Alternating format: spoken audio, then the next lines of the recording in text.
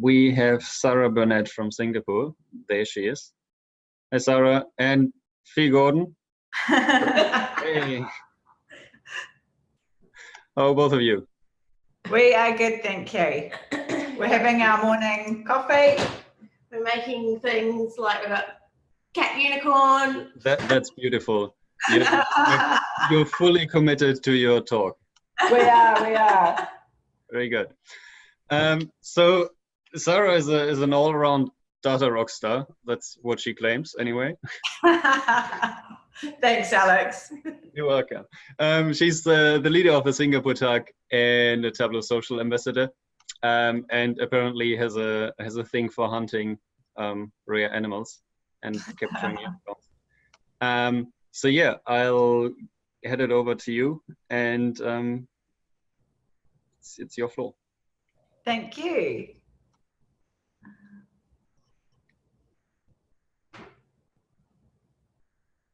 Is that up, or do I need to do something else? We can see you, but not the presentation yet. Okay, just 1 minute. Zoom, go share. Have you got any videos that you're using? No. Okay, just share them. Okay, I think we're here. Yep, now we can see it. Okay, great. Here we go. Okay. So thanks for that warm welcome, Alex. I am, sorry, I've just got something in my way. I am, yes, like Alex said, so I am based here in Singapore, co-leader of the Tableau user group and ambassador for Tableau Social. I'm from New Zealand, for those that haven't guessed my accent already. And I'm getting really excited about attending my 4th Tableau conference. So very committed to the world of Tableau. Okay, so one of the big questions that I quite often get asked when I attend events is, do I know of any Tableau resources? Now, this can be a really hard pull to source. And a couple of about 6 months ago, I was set up to offshore my team, and I had to find a lot of Tableau resources. So during that time, I just developed a process. So, okay. So, and I call it scoring yourself a unicorn. So, where do I start? Now, obviously, with all roles, we need a job description. You know, they're pretty standard. I'm looking for skill set in Tableau, people that can work with stakeholders, this kind of stuff. I work in finance. Typically, I don't need to have banking experience. It's not a must-have for me. Then all the resumes come in, and it's kind of, it can be a little bit overwhelming. Now, I'm quite a visual person, so when it comes to resumes, I'm really focusing on what they look like. Less is more for me in this case. And also just, you know, I also just go Control F and look for the word Tableau, because after all, I'm typically looking for a Tableau developer role. The next step for me is not actually meeting the candidate straight away. It's sending quite a detailed email. So I'm going to walk you through the detail of this, and the names in here have been anonymized. So let's have a look. So here is an example of my email. So what I typically do is I send them quite a, oh, sorry, I've gone one too far. Here we go. So sending them an email out and detailing what I want them to do. So I'd like them to share, if they haven't already in their CV, their public profile. What I like to do, if they don't have it, it's not a showstopper, but it's nice to see that they are involved in Tableau enough externally as well as within their roles. Then I get them to do a viz build, and I put quite detailed instructions here, which I'll share with you in a minute. And in there, I like them to publish up to Tableau Public, and then I will review it and then give feedback, and then I like them to kind of do a second round update there. In the interview, I like them to discuss their viz build, Then talk about any other visitors that they have, either that they've shared publicly or potentially that they can share on a one-to-one basis. Then I do a live build, and then I open it up for Q&A. So this is kind of an example, and I've really kind of honed in on the whole Makeover Monday process here. So I put up an original visualization. I give them some links to the Makeover Monday site, and I ask them the questions that Makeover Monday asks, really, like what do they like about this dashboard, what don't they like about this dashboard, and how they could potentially make this dashboard better. I'm not looking for simple replication of this dashboard, and I don't give the link to the original dashboard. I'm not looking for them to download it and reverse engineer it. The next piece is I give them a relatively clean data set here, and then I like to include some supporting data sets. So this example has the world population. It's not a must-have, but if they feel like they want to have multiple data sets in their viz, they can. I also send a couple of links, so to my Tableau public profile to give them an idea, Makeover Monday if they want to understand a little bit more about the process that I'm using, and then just a few sites that I think give good guidance. I find this call can be, this email can be a little overwhelming, so I like to schedule just a 15-minute call with the potential candidates as well. So the links that I share are really just so I share my Tableau public profile, the Makeover Monday one, so they can have a look around and look at potential things that have, Makeover Mondays that have happened in the past, and look at some of the viz reviews, storytelling with data, and visit of the day, and then information is beautiful. These are sites that I find really helpful on my Tableau journey. So the next piece is the data that I share. Now it's a relatively clean data set, but it does have a few little tricks in it. It's all about coffee, it's downloadable, it's a CSV file. This is it pretty much untouched. So it's got market year and calendar year, which can trick people up a little bit. And then the countries are relatively clean, but there's a little piece there with the European Union, unfortunately not being down at the country level. So just a couple of little pieces in there. On the call, I kind of have a little bit of a sheet that I'm going through. So I'm really looking out for communication skills, how they've comprehended the email, how I feel their general knowledge is, and their passion for Tableau and the project in front of them. The next piece is around the viz. So in this, I'm going to share with you a candidate that has that I've interviewed in the recently. So this was his take on using the data and the kind of what I laid out in front of him. So I think it's a great viz. I'm just going to go through some of the feedback that I gave him. So I really liked the way that he narrowed this down to a single focus. And this is what I sent him back in an email. And I really tried to send it back in a short time frame. And sorry, once they send the email, I schedule the call. I give them about 3 days to do the viz. And I ask them to try not to spend more than 3 hours on finding the story, building the viz, and publishing it up.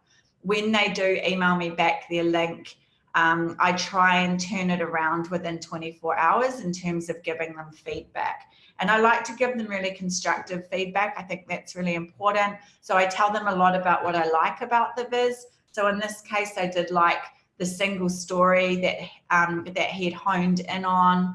I liked the use of white space. There was a consistency feel. Some of the things I didn't like was I found that the use of the bubble chart was just a little bit confusing. I felt that the terminology, so the CAGR, may have not been understandable to everybody. There was a kind of the plus and minus of using the red and the green, which I found a little bit distracting, and also just cautious of people that are colorblind. I also just stated a few more things around some of the calculations that we used. But I also could see that he'd put a lot of effort into it, and there was quite a bit of interaction in this visualization as well. So this is pretty much what I sent back to him really quickly. And then from that, he came back and made some really nice changes. I thought he didn't take all of my advice, and that's fine. I don't expect it. It is, after all, suggestions. I asked him to spend less than an hour on making any of the suggestions. I don't want them to go and rebuild the entire viz. That's not the point. It's really just to get their understanding. I also, if I feel there's something that's really missing in terms of a skill set, I try and ask for them to maybe add that in as well. So some of those examples have been, I can see, you know, what you're doing. Have you thought about adding in any set actions or anything like that to really give more guidance on the visualization? So next step is the interview. So it is a 60-minute interview. It's broken into main parts. So I look at the first part is reviewing the visualization that they've built, what they found easy about it, what they found hard about it, what they learned along the way. Then we'll look at any visualizations that they're happy to share. Then we will focus on a 10-minute live build, and that's when I'll get them to open a new workbook, connect back to the coffee data set that they're familiar with, and I'll get them to build some things that maybe I hadn't seen in their original build. At the same time, I'm kind of jotting down notes and just giving them scores out of 10 on the things as I walk through them. In the 10-minute live build, here's an example of one. So it was here I asked them to build a tree map with some attribute filtering, and then I think they were just some links between the two, and then whatever time they had at the end was really just to build in any interaction that they had. So it's just for me to get an understanding of if they were in a situation in front of a stakeholder, which sometimes happens, and they would have to sit there and live build something, that they had the ability to do that and again to comprehend. The next step is for them to meet with the team. So in this example, I asked the team also to give them a rating out of 10, and they're here they can look at the coffee visualization again, ask them any questions on it. They can ask them any skill gaps that they feel, and it's really just for the team also to get a feel of this potential unicorn that's entering the herd. So with the results, I kind of put them all together in a visualization, and then look at my candidates and choose who we think would be the best fit there. So that is really my process. I've written a blog on this. The QR code and the bit.ly link is there. Please follow me on Twitter. Like many of the people presenting today, I will be at TC19, or Data 19 as it's also known. And yeah, so if there's any questions, fire away. I think I've finished that in record time, so we have got time for questions.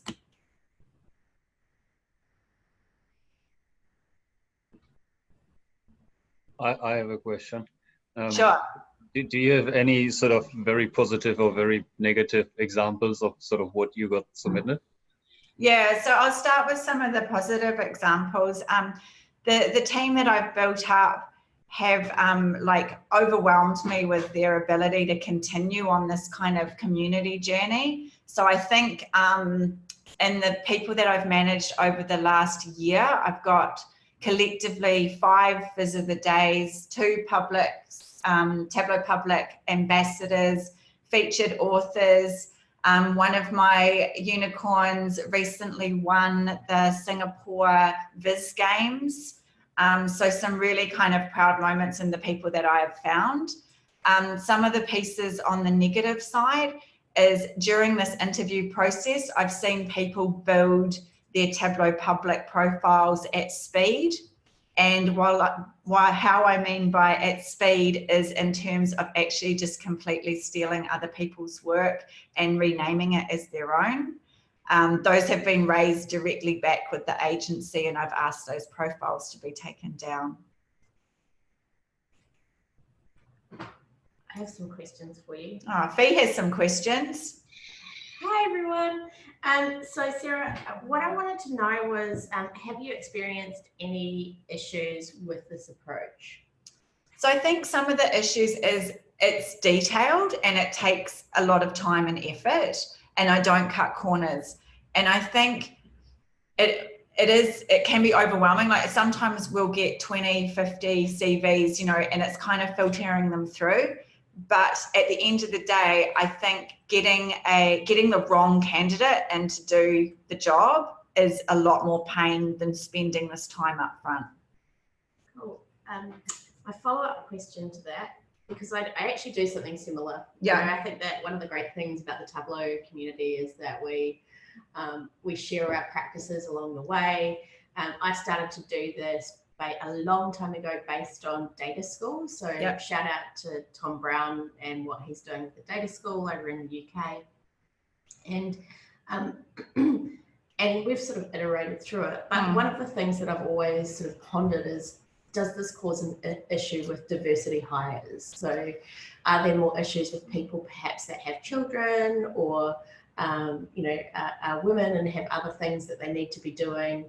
Oftentimes they take the lion's share, as we know, of things around the house. Do you think that this is something that can cause us issues in that space? Yeah, so that's why I'm really cautious of the fact that I do give 3 days and say I don't want more than 3 hours spent on this. I know that people do have day jobs and it can be a little bit, you know, kind of full on sometimes. And I have been lenient sometimes when people are like, look, I'm really busy, I'm finishing a project, something like that. And I'm like, okay, look, you can, you know, let's do a week or whatever. And I do try and make it over a weekend as well. I know it's additional work that people are asking. Are we right? Yep. Yeah, so I think I'm pretty fair, and, you know, I'm not going to be hard and fast on this needs to be in this time. Sorry.